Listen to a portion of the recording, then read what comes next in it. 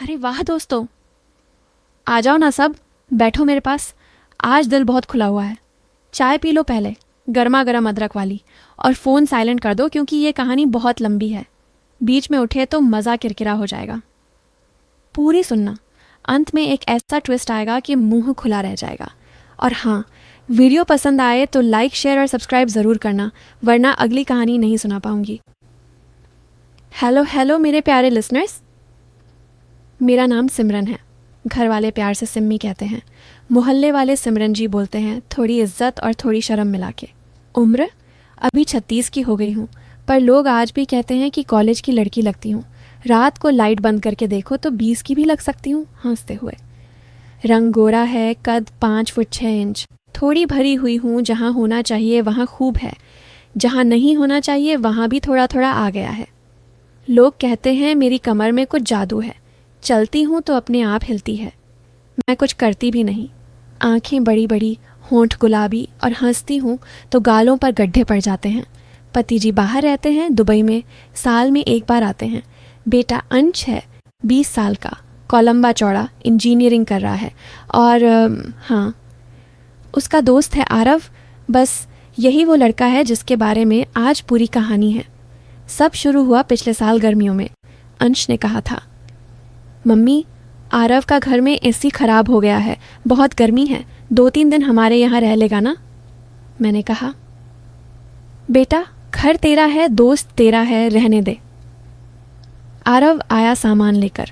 दरवाज़ा खोला तो मैंने साड़ी पहनी थी, हल्की कॉटन की। गर्मी बहुत थी ना। वो मेरी तरफ देखता रह गया 2 सेकंड ज़्यादा। मैंने मुस्कुराई और बोली, अंदर आजा बेटा, गर्मी लग रही है ना। वो हड़बड़ा के बोला, हाँ आंटी, बहुत गर्मी है। मैंने सोचा शायद बाहर की गर्मी की बात कर रहा है। पता नहीं क्यों मेरे अंदर कुछ गुदगुदी सी हुई। पहला दिन तो नॉर्मल था। दोनों लड़के कमरे में बैठे गेम खेल रहे थे। मैं किचन में थी, दही बड़ा बना रही थी। आरव अचानक किचन में आया पानी पीने। मैंने फ्रिज खोला, झुक के दही निकाला। साड़ी का पल्लू थोड़ा सा सरका, पीठ दिख गई। मैंने महसूस किया वो पीछे खड़ा है और देख रहा है।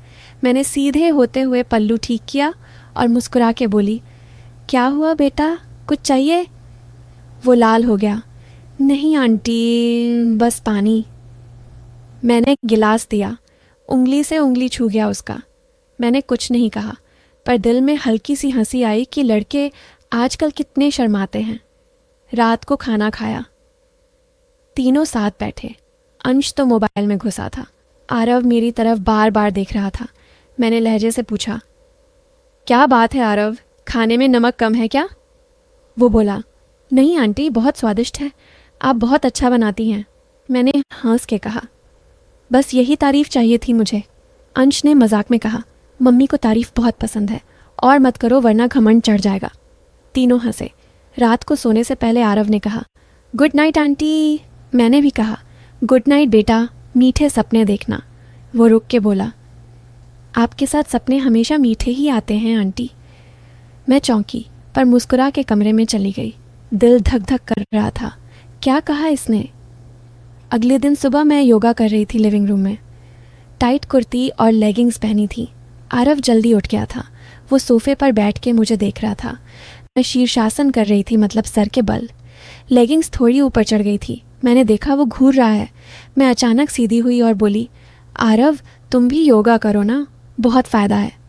वो बोला, आंटी आप सिखाएं तो मैं सीख लूँ। मैंने हंस के कहा, चलो आज से तुम मेरे शिष्य बन जाओ। उस दिन से रोज़ सुबह वो मेरे साथ योगा करने लगा। कभी मैं उसका हाथ पकड़ के स्ट्रेच करवाती, कभी वो मेरी कमर पकड़ के सपोर्ट देता। स्पर्श बहुत था, पर हम दोनों कुछ नहीं बोलते थे, बस आंखें मिलती थीं और शर्म से झुक जाती थीं। एक दिन मैंने नई साड़ी पहनी, लाल रंग की, बहुत पतली। आरव ने देखते ही कहा, आंटी आप आज तो लग रही हैं। मैंने पूछा, क्या। वो बोला, बहुत खूबसूरत। मैंने शर्माते हुए कहा, बस कर पगले, मम्मी हूँ तेरी। वो बोला, दोस्त की मम्मी भी तो कोई होती है आंटी। उस दिन से वो मुझे कभी कभी सिम्मी भी बोलने लगा जब अंश आसपास न हो। मुझे बुरा नहीं लगता था, बल्कि अच्छा लगता था। धीरे धीरे बातें बढ़ने लगीं। रात को अंश सो जाता तो हम दोनों किचन में चाय पीते। वो मेरे कंधे पर हाथ रख के कहता, आंटी आप अकेले बहुत रहती हैं, बोर नहीं होता? मैं कहती, अब तुम जो आए हो बोर होने का टाइम ही नहीं मिलता। वो मेरे गाल को छू के कहता, आप बहुत सॉफ्ट हैं। मैं हंस देती। एक रात वो बहुत करीब आ गया। मैंने पूछा, क्या कर रहा है? वो बोला, बस आपकी खुशबू सूंघ रहा हूँ। मैंने उसका हाथ पकड़ा और बोली, आरव हम गलत रास्ते पर हैं। वो बोला, बस थोड़ा सा तो चल लें आंटी, कोई देख नहीं रहा। मैंने उसका हाथ हटाया और धीरे से। दिल कह रहा था रुक जा, दिमाग कह रहा था भाग। फिर एक शाम कुछ ऐसा हुआ कि सब बदल गया। अंश का फ़ोन आया, कॉलेज में इमरजेंसी है, 2 दिन के लिए हॉस्टल जाना पड़ेगा। मैं उदास हो गई।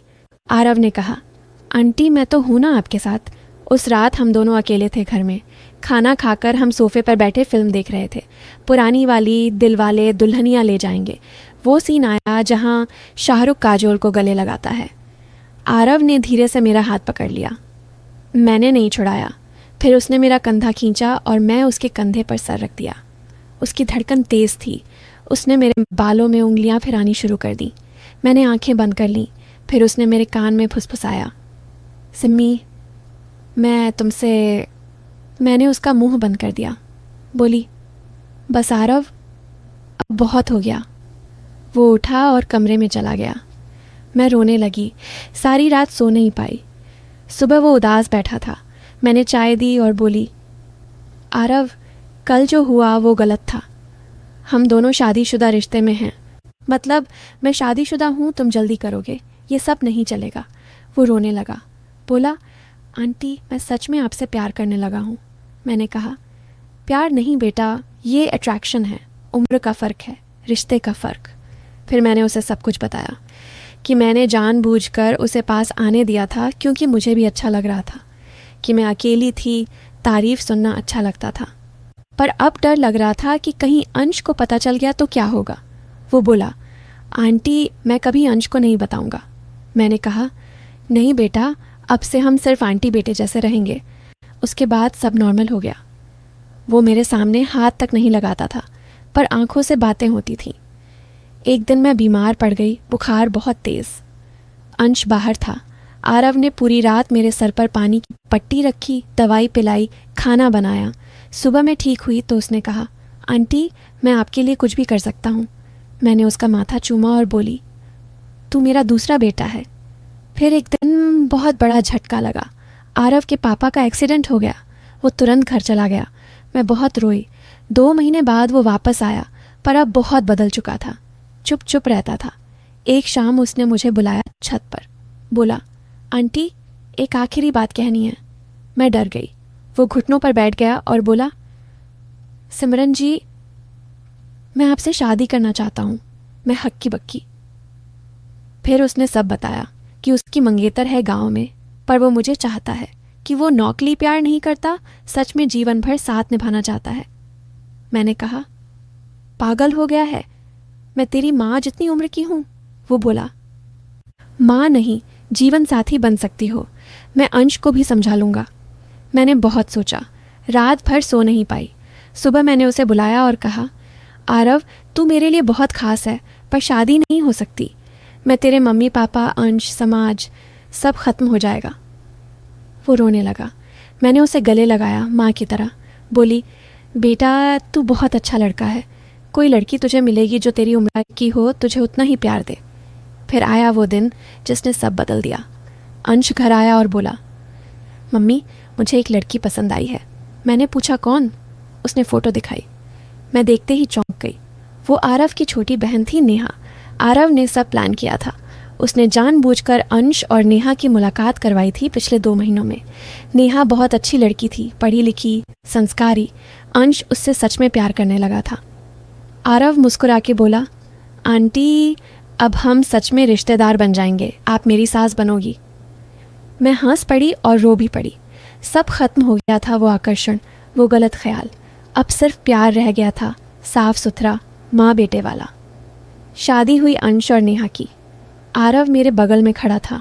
उसने धीरे से कहा, आंटी अब तो आपको रोज़ देख सकूँगा। मैंने कहा, हाँ बेटा, पर अब सासू माँ बन के तंग करूँगी। सब हंसे। तो दोस्तों, ये थी मेरी कहानी। जो लोग गलत सोच रहे थे उनके लिए माफ़ी, जो सही सोच रहे थे उनके लिए धन्यवाद। ज़िंदगी में कभी कभी आकर्षण बहुत तेज़ होता है, पर सच्चा प्यार वही जो रिश्तों को बचाए।